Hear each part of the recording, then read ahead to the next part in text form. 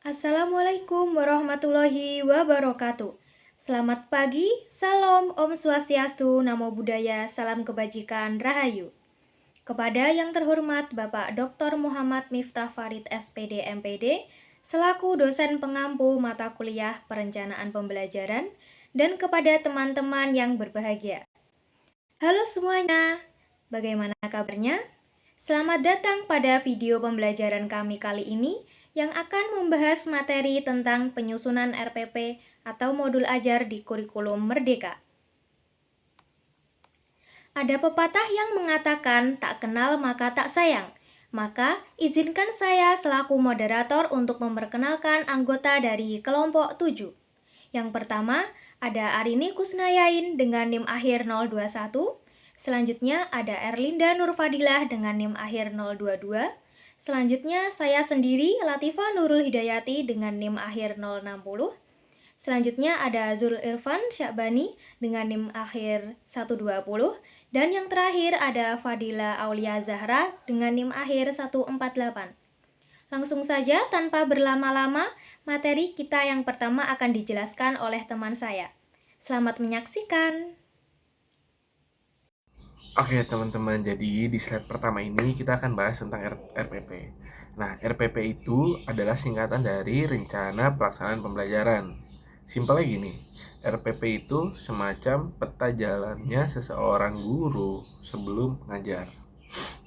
Jadi, guru itu nggak asal masuk ke kelas terus ngajar. Mereka udah punya panduan dulu supaya proses belajar mengajar bisa berjalan efektif dan sistematis. Dan yang paling penting, bisa mencapai kompetensi dasar atau yang biasa kita sebut dengan KD. Nah, RPP ini disusun dari beberapa komponen. Yang pertama, ada identitas pembelajaran. Nah, ini tuh isinya hal-hal dasar kayak satuan pendidikan, kelas, semester, tema, subtema, mata pelajaran, sampai alokasi waktu. Simpelnya, ini tuh kayak kartu identitas. Kartu identitasnya si RPP ini gitu. Terus yang kedua ada KI dan KD, kompetensi inti dan kompetensi dasar. Kompetensi ini sifatnya umum, gambaran besarnya kemampuan yang harus dimiliki siswa, sedangkan kompetensi dasar lebih spesifik, turunan dari KI yang menunjukkan capaian karakter di setiap mata pembelajaran. Fungsinya jadi acuan guru dalam merumuskan tujuan pembelajaran dan memilih materi yang relevan. Yang ketiga tuh ada indikator. Jadi kalau KD itu capaiannya, dan ini indikator ini tuh adalah penanda apakah KD-nya ini udah kecapai apa belum, gitu kan. Nah, indikator dirumuskan pakai kata kerja operasional atau KKO supaya bisa diamati dan diukur secara nyata. Mencangkupnya tuh ada 3 ranah. Yang pertama sikap, yang kedua pengetahuan, dan keterampilan. Fungsinya jadi dasar penyusunan tujuan, penilaian, dan materi sekaligus memastikan semuanya terpadu dan saling nyambung satu sama lain. Oke, sekarang kita next. Oke, lanjut ke slide berikutnya. Yang tadi kita masih membahas komponen-komponen dari RPP. Tadi kan sudah 3 yang kita bahas komponennya. Terus sekarang masuk ke yang keempat. Yang keempat itu ada tujuan pembelajaran. Nah, ini tuh isinya rumusan kemampuan yang diharapkan bisa dicapai siswa setelah mereka mengikuti proses pembelajaran. Jadi, tujuan pembelajaran ini bukan dibuat sembarangan. Dia itu udah dirumuskan berdasarkan KI dan KD yang tadi udah kita bahas, dan tetap menggunakan kata kerja operasional yang terukur dan bisa diamati. Jadi misalnya bukan siswa mengerti, tapi siswa mampu menjelaskan atau siswa mampu membandingkan, lebih konkret gitu. Next, yang kelima ada materi pembelajaran. Ini mencakup materi pokok, subpokok, bahasan, sampai uraian materi yang akan disampaikan siswa. Fungsinya sebagai landasan bagi guru untuk menyampaikan materi yang akan disampaikan ke siswa. Jadi fungsinya itu sebagai landasan bagi guru dalam menyampaikan informasi dan pengetahuan. Jadi materi ini bukan asal pilih, harus nyambung sama tujuan pembelajaran dan KD yang sudah ditetapkan sebelumnya. Terus yang keenam, ada metode pembelajaran. Ini berisi strategi dan teknik yang akan digunakan guru dalam menyampaikan materi dan memfasilitasi siswa belajar. Yang menarik, pemilihan metode ini nggak bisa sembarangan juga, harus disesuaikan dengan karakteristik materi dan kebutuhan siswa. Jadi, kalau materinya butuh praktik langsung, ya sudah, metodenya juga harus mendukung ke sana. Nggak bisa cuma ceramah doang isinya. Tuh, next. Oke, kita masuk ke slide selanjutnya dan masih membahas komponen-komponen dari RPP. Tadi sudah ada 6 yang kita bahas di 2 slide sebelumnya. Sekarang kita masuk ke slide terakhir dalam pembahasan RPP. Oke, yang ketujuh itu ada media, alat, dan sumber belajar. Jadi di bagian ini guru tuh mencantumkan medianya apa, alatnya apa, sumber belajarnya apa yang akan dipakai selama proses pembelajaran. Pemilihannya pun harus disesuaikan dengan materi dan kebutuhan siswa. Tujuannya supaya bisa meningkatkan pemahaman sekaligus ketertarikan siswa dalam belajar. Karena kalau medianya tepat nih, siswa kan jadi kayak lebih gampang menyerap materi yang disampaikan oleh guru. Yang kedelapan itu ada langkah-langkah pembelajaran. Nah, ini nih yang paling detail. Di sini dijelaskan tahapan kegiatan pembelajaran secara rinci, mulai dari kegiatan pendahuluan, kegiatan inti, sampai penutup. Jadi setiap tahapan itu harus memuat aktivitas guru dan siswa yang terukur dan terarah. Jadi bukan cuma guru menjelaskan, tapi beneran dirinci tiap langkahnya seperti apa. Yang terakhir, yang ke-9 itu ada komponen terakhir adalah penilaian. Ya, ini menjelaskan teknik dan instrumen penilaian yang akan digunakan untuk mengukur apakah tujuan pembelajaran sudah tercapai atau belum. Penilaiannya pun banyak. Bisa berupa tes tertulis, bisa berupa lisan, bisa berupa praktek, bisa berupa portofolio atau observasi. Jadi tergantung sama kebutuhannya yang guru butuhkan. Nah, satu hal penting jadi yang kita tahu, RPP ini digunakan pada masa penerapan untuk kurikulum 2013. Sedangkan pada kurikulum sekarang, yaitu kurikulum merdeka atau kurikulum nasional, RPP ini sudah lebih disempurnakan dan dikembangkan menjadi yang namanya modul ajar. Jadi RPP dan modul ajar itu sebenarnya satu keluarga, cuman modul ajar itu versi lebih lengkap dan fleksibel menyesuaikan semangat kurikulum pada saat ini gitu. Oke, next. Nah, karena tadi di akhir slide sebelumnya kita udah menyinggung soal modul ajar, sekarang kita akan bahas lebih dalam. Jadi di slide ini kita akan membahas modul ajar lebih dalam. Jadi modul ajar ini merupakan perangkat yang ada di kurikulum merdeka. Kalau RPP tadi lebih simpel. Modul ajar ini disusun secara lebih lengkap dan sistematis sebagai panduan guru dalam melaksanakan pembelajaran. Yang membedakannya juga modul ajar ini dikembangkan dari capaian pembelajaran atau yang biasa kita sebut CP dan alur tujuan pembelajaran atau ATP. Jadi ada CP dan ATP kalau modul ajar. Kalau misal RPP itu ada KI dan KD. Bisa dibedakan ya teman-teman. Terus selain itu, modul ajar juga sudah dilengkapi langkah pembelajaran, asesmen, dan sarana pendukung lainnya supaya proses belajar lebih terarah dan terorganisir. Terus, kenapa penyusunannya harus lebih lengkap dan sistematis? Karena ini tuh langsung berpengaruh terhadap efektivitas pembelajaran. Bayangin aja kalau misal modulnya itu nggak tersusun dengan baik. Gurunya bisa kesulitan mengajar dan siswanya pun juga ikut-ikutan bingung. Jadi kualitas modul ajar itu beneran ngaruh ke kualitas pembelajaran di kelas. Ada satu hal lagi yang paling menarik. Modul ajar ini juga disesuaikan dengan fase perkembangan siswa. Jadi bukan satu modul untuk semua, tapi dirancang untuk mempertimbangkan di fase mana siswa itu berada dan tujuannya bukan cuma buat jangka pendek aja, tapi juga untuk mendukung perkembangan jangka panjang peserta didik atau siswanya. Next. Oke, kita lanjut ke slide berikutnya. Di slide ini kita akan membahas soal prinsip modul ajar. Jadi gini, tadi kan kita udah tahu nih, modul ajar itu apa itu modul ajar gitu kan. Jadi sekarang pertanyaannya gimana sih cara nyusunnya yang benar. Nah, ternyata itu ada prinsip-prinsipnya. Dan ini bukan sembarangan, tapi memang sudah dilansir dari teman PPG SIM PKB. Jadi prinsip yang pertama itu ada soal karakteristik, yang kedua ada kompetensi, dan yang ketiga ada minat peserta didik di setiap fase. Jadi intinya tuh guru harus menyadar bahwa setiap fase itu siswanya beda-beda kemampuannya. Ada yang udah nangkepnya cepet, ada yang masih butuh waktu lebih nangkep, atau ada kesenjangan antara tingkat kompetensi itu pasti wajar terjadi lah. Makanya modul ajar ini harus dibuat dengan mempertimbangkan hal itu, bukan dibuat seragam untuk untuk semua siswa. Terus ada prinsip kedua. Prinsip kedua ini menurut saya menarik, yaitu karena melihat dari sudut pandang pelajar itu sendiri. Jadi intinya setiap siswa itu unik. Dan belajar itu nggak cukup kalau cuma ngejar nilai akademik doang. Harus ada keseimbangan antara sisi intelektual, sosial, personal siswa. Karena ketiganya itu sangat penting dan sangat-sangat berkaitan. Terus prinsip yang ketiga.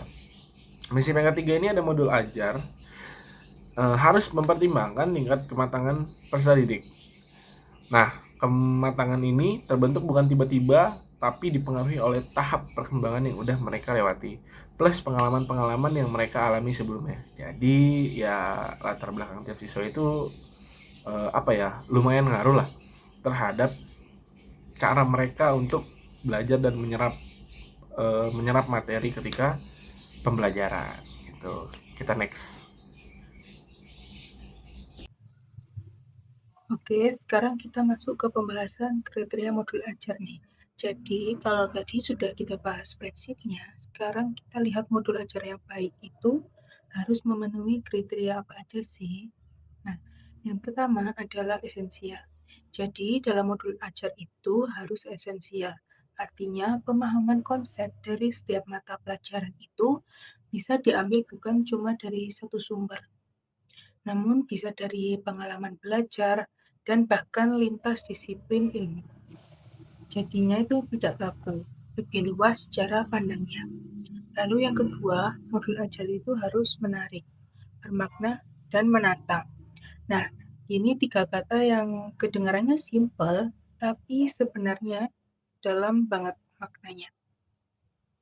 Menarik artinya bisa menumbuhkan minat belajar siswa dan membuat siswa terlibat aktif.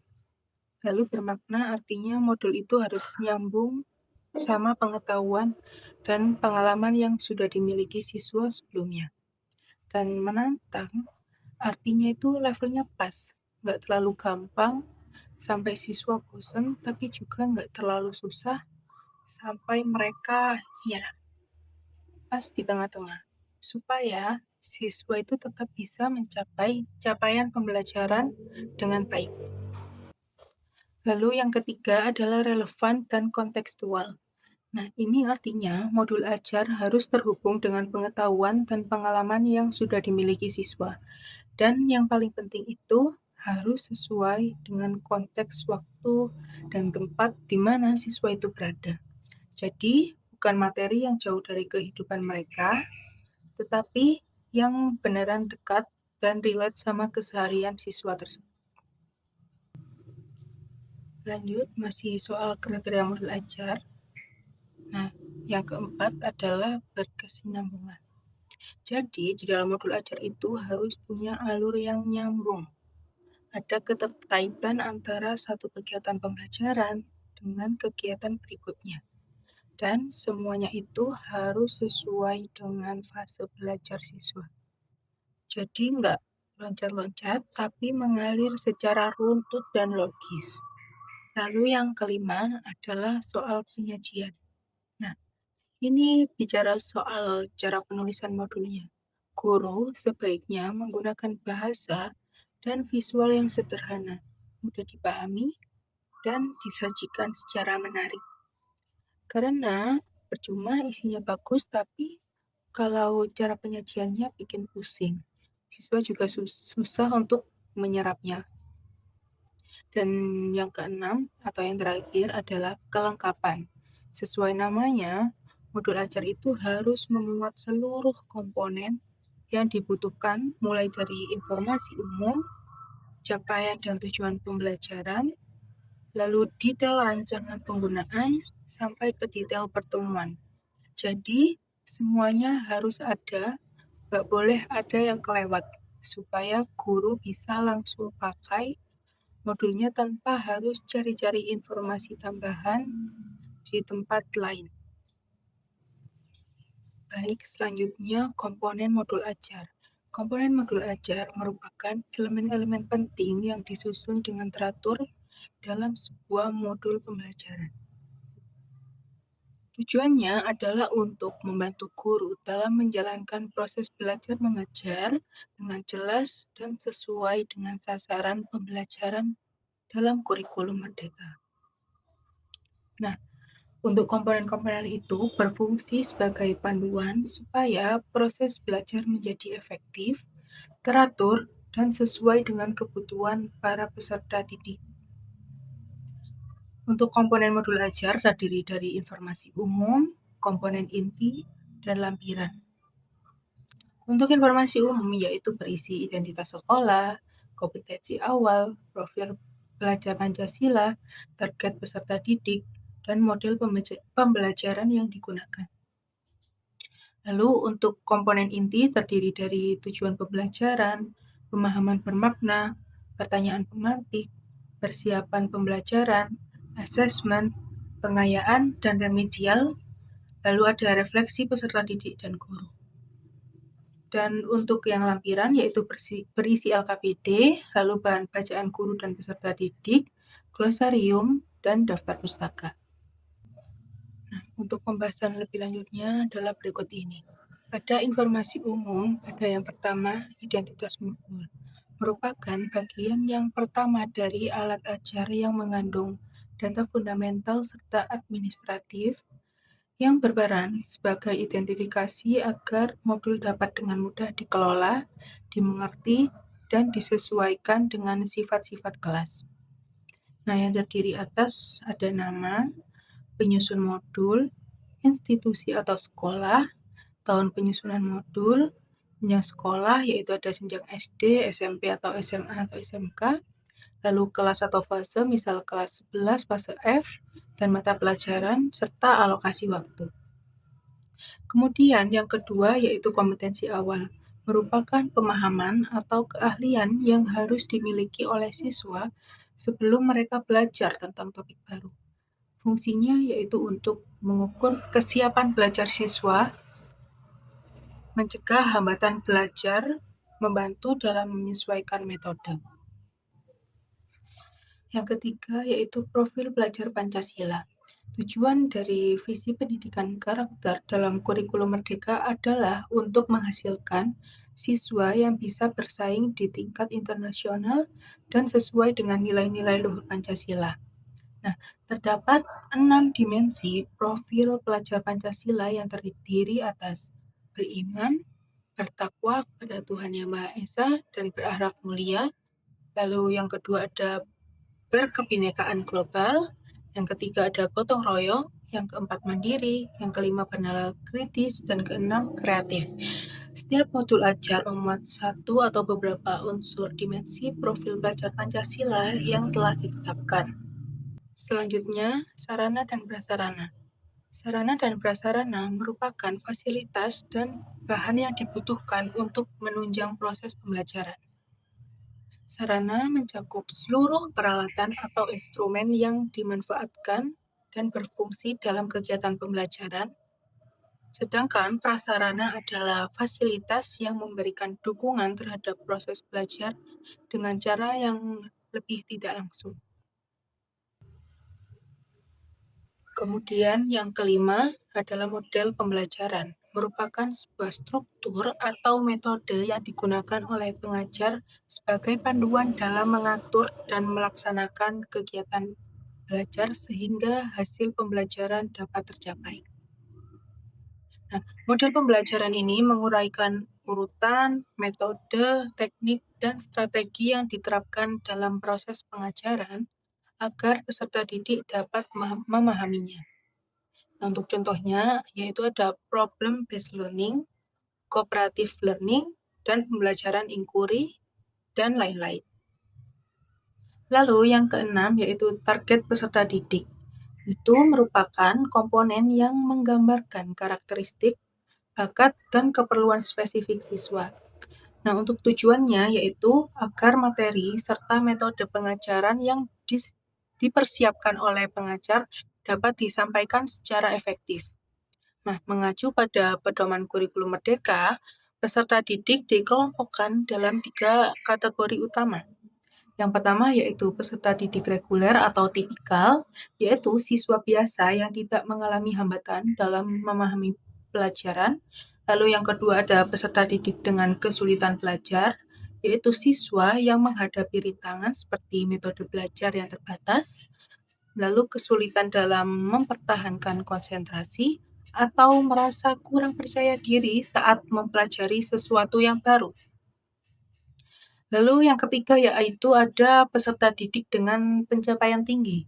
Nah, ini adalah siswa yang mampu menangkap materi dengan sangat cepat, memiliki kemampuan berpikir tingkat tinggi atau high order thinking skill, dan bisa memimpin.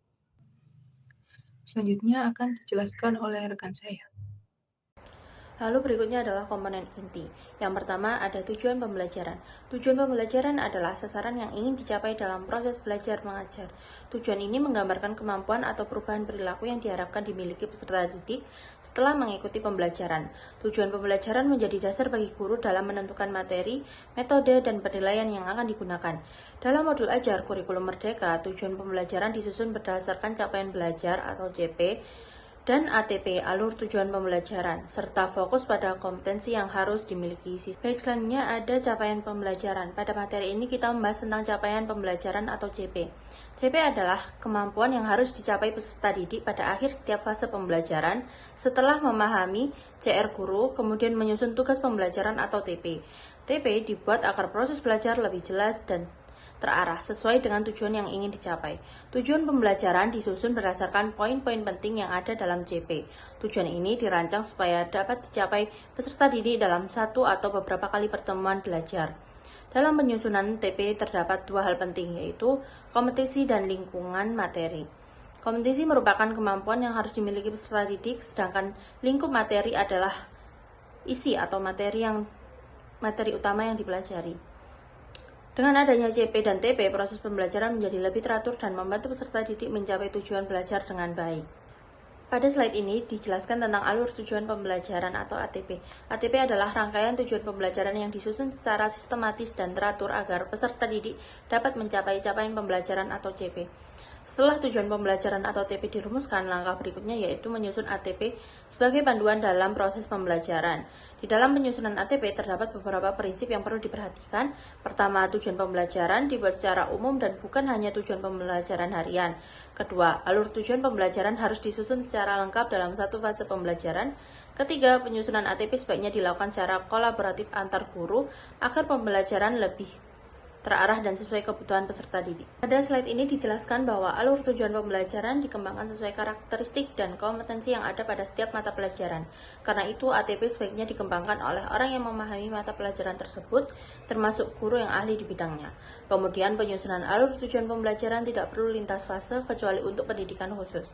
Metode penyusunan ATP juga harus logis, dimulai dari kemampuan yang sederhana menuju kemampuan yang lebih rumit. Penyusunannya dapat dipengaruhi oleh karakteristik mata pelajaran dan pendekatan pembelajaran yang digunakan, misalnya matematika realistik. Selain itu, tampilan tujuan pembelajaran sebaiknya diawali dengan alur tujuan pembelajarannya lebih dahulu, kemudian proses berpikirnya dijadikan lampiran agar lebih sederhana dan langsung pada inti pembelajaran untuk guru. Pada slide ini dijelaskan bahwa alur tujuan pembelajaran yang disediakan pemerintah hanya sebagai contoh. Karena itu, ATP dapat diberi nomor atau huruf untuk menunjukkan urutan dan ketuntasan pembelajaran dalam satu fase. Selanjutnya, ATP hanya menjelaskan satu alur tujuan pembelajaran dan tidak bercabang, agar guru tidak bingung dalam memilah alur. Jika sebenarnya terdapat urutan yang berbeda, maka dapat dibuat variasi ATP lain sesuai keputusan penyusun dan dapat diberi nomor atau kode agar lebih jelas. Terakhir, ATP berfokus pada capaian pembelajaran atau CP, bukan pada profil pengajar Pancasila, serta tidak perlu dilengkapi dengan pendekatan atau strategi pembelajaran yang terlalu rinci. Yang kedua adalah pemahaman bermakna, yang merujuk kepada pengetahuan yang luas yang diperoleh oleh siswa, sehingga mereka tidak sekadar menghafal informasi, tetapi juga bisa memahami arti, menghubungkan berbagai gagasan, serta menerapkannya dalam aktivitas sehari-hari. Contohnya, pada materi laporan keuangan, pemahaman bermaknanya, peserta didik memahami bahwa laporan keuangan digunakan untuk menilai keuntungan, kerugian, dan kondisi keuangan perusahaan sebagai dasar pengambilan keputusan usaha. Yang ketiga, pertanyaan pemantik. Pertanyaan pemantik ini digunakan oleh guru untuk menumbuhkan rasa ingin tahu, menarik minat, dan mendorong siswa agar berpikir secara kritis sebelum atau selama proses pembelajaran. Pertanyaan pemantik digunakan agar siswa lebih aktif, terlibat dalam diskusi, serta mampu menghubungkan materi dengan pengalaman atau kehidupan sehari-harinya. Contohnya, pada materi laporan keuangan, pertanyaan pemantiknya, bagaimana pemilik usaha mengetahui usahanya untung atau rugi? Mengapa laporan keuangan penting bagi perusahaan? Yang keempat, yaitu kegiatan pembelajaran atau langkah dalam kegiatan pembelajaran, yang merupakan urutan kegiatan yang dilaksanakan guru dan peserta didik dalam proses belajar mengajar. Langkah pembelajaran terdiri dari 3 tahapan utama. Yang pertama, kegiatan pendahuluan. Dalam kegiatan pendahuluan, guru wajib 1. Menyiapkan peserta didik secara psikis dan fisik untuk mengikuti proses pembelajaran. Kedua, memberi motivasi belajar peserta didik secara kontekstual sesuai manfaat dan aplikasi materi ajar dalam kehidupan sehari-hari. Ketiga, mengajukan pertanyaan-pertanyaan yang mengaitkan pengetahuan sebelumnya dengan materi yang akan dipelajari. Selanjutnya, menjelaskan tujuan pembelajaran atau kompetensi dasar yang akan dicapai. Yang terakhir, menyampaikan cakupan materi dan penjelasan uraian kegiatan sesuai silabus. Yang kedua ada kegiatan inti. Kegiatan inti menggunakan model pembelajaran, metode, media, dan sumber belajar yang disesuaikan dengan karakteristik peserta didik dan mata pelajaran. Kegiatan ini diarahkan untuk mencapai 3 ranah: sikap, pengetahuan, keterampilan.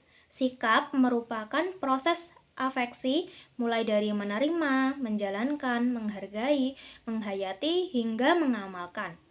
Yang pengetahuan yaitu aktivitas mengetahui, memahami, menerapkan, menganalisis, mengevaluasi, hingga mencipta. Keterampilan yaitu kegiatan mengamati, menanya, mencoba, menalar, menyaji, dan mencipta. Yang ketiga, kegiatan penutup. Dalam kegiatan penutup, guru bersama peserta didik melakukan refleksi untuk mengevaluasi seluruh rangkaian aktivitas pembelajaran dan manfaat yang diperoleh, memberikan umpan balik terhadap proses dan hasil belajar, melakukan kegiatan tindak lanjut seperti pemberian tugas individual atau kelompok. Yang terakhir, menginformasikan secara menyeluruh tentang rencana kegiatan pembelajaran untuk pertemuan berikutnya. Komponen inti yang lainnya ada asesmen. Asesmen digunakan untuk mengukur capaian pembelajaran di akhir kegiatan. Kriteria pencapaian harus ditentukan dengan jelas sesuai dengan tujuan pembelajaran yang ditetapkan. Jenis asesmen: yang pertama, asesmen sebelum pembelajaran yang disebut diagnostik. Kemudian asesmen selama proses pembelajaran yang disebut formatif. Kemudian asesmen pada akhir proses pembelajaran yang disebut sumatif. Contohnya, sikap seperti profil pelajar Pancasila dapat berupa observasi, penilaian diri, dan penilaian teman sebaya. Selanjutnya, performa, presentasi, pameran hasil karya, dan lain sebagainya. Kemudian tertulis seperti tes objektif esai, pilihan ganda, isian, jawaban singkat, benar salah. Kemudian yang keenam ada pengayaan dan remedial. yang merupakan kegiatan pembelajaran yang diberikan pada peserta didik dengan pencapaian tinggi agar mereka dapat mengembangkan potensinya secara optimal. Remedial diberikan kepada peserta didik yang membutuhkan bimbingan untuk memahami materi atau pembelajaran mengulang. Saat merancang kegiatan pengayaan, perlu diperhatikan mengenai diferensi, contohnya lembar belajar kegiatan yang berbeda dengan kelas. Kompetensi inti yang terakhir adalah refleksi peserta didik dan guru. Refleksi guru dan siswa adalah aktivitas untuk menilai kembali proses pembelajaran yang telah dilakukan. Tujuannya adalah untuk menentukan seberapa sukses proses pembelajaran berlangsung, masalah apa yang dihadapi, dan elemen mana yang perlu diperbaiki agar pengalaman belajar berikutnya lebih efektif. Jadi, setelah kegiatan pembelajaran berlangsung, peserta didik dapat melakukan refleksi. Peserta didik dapat menceritakan apa yang mereka pahami, apa yang mereka rasakan, dan apa yang mereka pelajari dengan sukses selama proses pembelajaran berlangsung. Contohnya, saya sudah paham cara menentukan akun debit dan kredit setelah mempelajari tentang jurnal umum. Tetapi saya masih mengalami kesulitan dalam menganalisis transaksi yang lebih rumit dalam menentukan posisi debit dan kredit, sehingga perlu diberikan latihan tambahan. Sedangkan refleksi guru adalah proses di mana guru mempertimbangkan kembali pembelajaran. Tujuan dari refleksi ini adalah untuk mengetahui apakah metode yang digunakan, perangkat yang digunakan, dan apakah tujuan pembelajaran yang telah ditetapkan sebelumnya telah tercapai. Contohnya, hampir semua siswa mampu menyusun jurnal umum dengan baik. Namun, ada beberapa yang masih mengalami kesulitan dalam menentukan posisi debit dan kredit, sehingga perlu diberikan latihan tambahan. Kemudian ada lampiran. Yang pertama ada LKPD atau lembar kerja peserta didik. Lembar kerja peserta didik merupakan perangkat pembelajaran yang berisi petunjuk, tugas, maupun aktivitas yang harus dilakukan peserta didik dalam proses pembelajaran berlangsung. LKPD ini dirancang untuk membantu siswa belajar secara aktif, mandiri, dan terarah sesuai dengan tujuan pembelajaran yang telah ditetapkan sebelumnya. Nah, dalam kurikulum Merdeka, LKPD digunakan untuk melatih kemampuan berpikir kritis, pemecahan masalah, kerjasama, dan keterampilan praktik peserta didik. Isi dari LKPD ini biasanya mencakup identitas kegiatan, tujuan pembelajaran, langkah kerja, pertanyaan atau tugas, serta kesimpulan hasil kegiatan belajar. Kemudian yang kedua ada bahan bacaan guru dan peserta didik. Bahan bacaan guru dan peserta didik ini merupakan sumber belajar yang digunakan untuk mendukung proses pembelajaran di kelas. Bahan bacaan untuk guru berfungsi sebagai referensi dalam menyusun strategi pembelajaran, memahami materi, serta menentukan metode dan asesmen yang tepat untuk digunakan. Sementara itu, bahan bacaan peserta didik digunakan sebagai sumber informasi untuk membantu memahami materi pelajaran secara lebih mendalam. Bahan bacaan dapat berupa buku pembelajaran, modul, artikel, jurnal, video pembelajaran, maupun sumber belajar lainnya yang relevan dengan materi yang dipelajari. Kemudian yang ketiga adalah glosarium.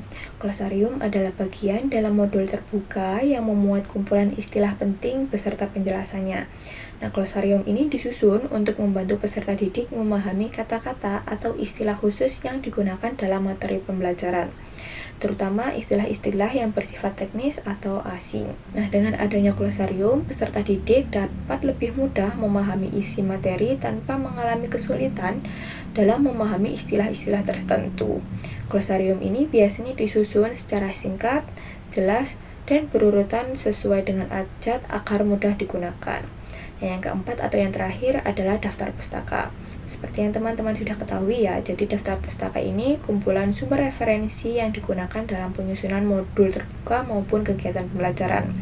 Nah, daftar pustaka ini memuat informasi mengenai buku, jurnal, artikel, atau sumber lain yang dijadikan acuan dalam penulisan materi.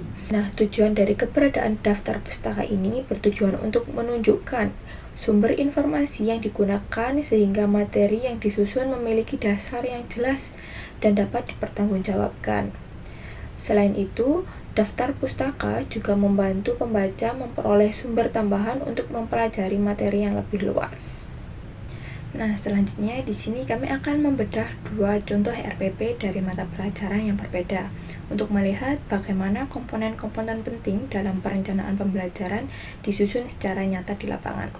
Oke, yang pertama mari kita buka contoh RPP Seni Budaya atau Seni Musik kelas 12 di SMAN 1 Mertoyudan.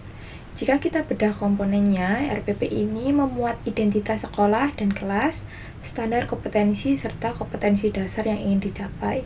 Lalu ada indikator keberhasilan, tujuan pembelajaran, materi tentang musik mancanegara, serta metode yang digunakan yaitu demonstrasi dan life skill. Di bagian akhir, RPP ini melampirkan langkah-langkah pembelajaran untuk 2 pertemuan dan penilaian berupa tes praktik serta pengetahuan. Secara keseluruhan, RPP ini efektif karena mampu menerjemahkan teori apresiasi musik menjadi pengalaman praktik yang konkret bagi siswa. Selanjutnya kita beranjak ke contoh yang kedua yaitu RPP Akuntansi Keuangan kelas 11 di SMKN 4 Klaten. Meskipun mata pelajarannya berbeda, kita bisa menemukan identitas, KI dan KD, tujuan pembelajaran, materi tentang kas kecil, metode fluktuatif, serta metode problem based learning. Namun, RPP ini terasa lebih detail pada bagian lampiran, di mana terdapat bahan ajar, rubrik penilaian sikap, hingga instrumen soal yang sangat komprehensif. RPP ini berfungsi sebagai panduan prosedural yang ketat untuk memastikan langkah-langkah pencatatan keuangan dapat dipahami siswa dengan akurat. Nah, sebagai kesimpulan dari kedua contoh tersebut, meskipun memiliki fokus yang berbeda, dalam RPP Seni Musik lebih mengutamakan ekspresi kreatif, sedangkan akuntansi lebih ke arah ketelitian prosedural. Keduanya membuktikan bahwa komponen RPP yang lengkap sangat krusial, baik itu indikator, tujuan, maupun penilaian. Semuanya berfungsi sebagai peta jalan. Dengan komponen yang tertata, guru bisa lebih mudah menyesuaikan metode dengan karakteristik siswa, sehingga tujuan pembelajaran tidak hanya sekedar formalitas, tapi benar-benar bisa tercapai dengan terukur. Oke, setelah sebelumnya kita membedah RPP, sekarang kita masuk ke perangkat ajar yang menjadi bintang utama di kurikulum Merdeka, yaitu modul ajar. Kalau kita lihat isinya, modul ajar ini jauh lebih lengkap dibanding RPP. Komponen utamanya meliputi identitas modul, kompetensi awal, profil pelajar Pancasila, sarana prasarana, sampai tujuan pembelajaran. Nah, yang paling khas ada pemahaman bermakna dan pertanyaan pemantik untuk memancing rasa ingin tahu siswa, serta asesmen berlapis mulai dari diagnostik sampai sumatif. Nah, mari kita lihat contoh konkretnya pada modul ajar akuntansi lembaga materi pengelolaan keuangan desa. Nah, di modul ini kita bisa melihat penerapan nyata komponen tadi. Modul ini sangat terarah karena strateginya menggunakan model problem based learning yang membuat siswa aktif memecahkan masalah. Asesmennya sangat terpadu karena ada asesmen diagnostik di awal, formatif selama diskusi, dan sumatif di akhir. Untuk tindak lanjutnya sudah menyiapkan program pengayaan dan remedial. Jadi guru sudah punya pegangan jelas untuk menangani siswa dengan kemampuan yang berbeda-beda. Lalu apa bedanya dengan RPP yang kita bahas tadi? Sederhananya, RPP lebih bersifat administratif prosedural. Nah, sedangkan untuk modul ajar sendiri lebih berfokus pada pengalaman belajar. Jika RPP adalah panduan langkah-langkah, maka modul ajar adalah panduan lengkap yang mencakup karakter siswa, media belajar yang bervariasi, hingga tingkat asesmen yang lebih dalam. Modul ajar memberikan fleksibilitas lebih tinggi bagi guru untuk beradaptasi dengan kondisi kelas yang dinamis. Sebagai kesimpulan dari keseluruhan analisis kita, baik RPP maupun modul ajar, keduanya adalah peta jalan yang krusial. RPP membantu kita tetap sistematif dalam mengajar, sementara modul ajar membantu kita lebih humanis dan fleksibel dalam memfasilitasi kebutuhan unik setiap siswa. Nah, tugas kita sebagai calon guru adalah bukan sekedar melengkapi dokumen ini, tetapi memanfaatkannya sebagai alat untuk menciptakan kelas yang lebih efektif, aktif, dan tentunya bermakna.